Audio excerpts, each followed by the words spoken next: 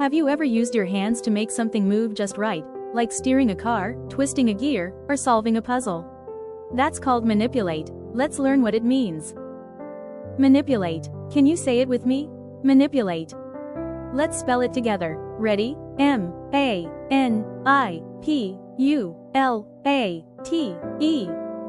That spells manipulate.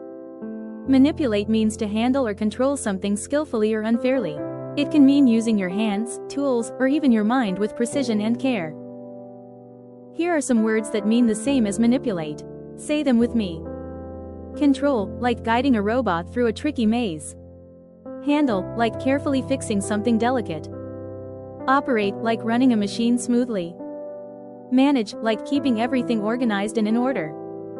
Adjust, like making small changes to get something just right. Each one shows how manipulation can be about skill, focus, and creativity. Now let's look at the opposites of manipulate. Misuse, like using something the wrong way. Damage, like breaking something instead of repairing it. Break, like forcing something until it stops working. Destroy, like ruining what could have been useful. Mismanage, like failing to take care of something properly. That's what happens when we don't handle things with care or attention. Here's a great example. Sofia learned how to manipulate the robot so it could zoom through the maze.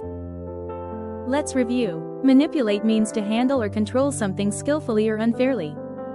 Synonyms include control, handle, operate, manage, adjust. Antonyms include misuse, damage, break, destroy, mismanage. Manipulation of tools or ideas shows skill. Using them well brings great results. Your challenge: manipulate objects like blocks, tools, or puzzles. See what you can create. When you learn to handle things thoughtfully and skillfully, you build creativity and confidence. See you tomorrow for another Word Up with Sofia.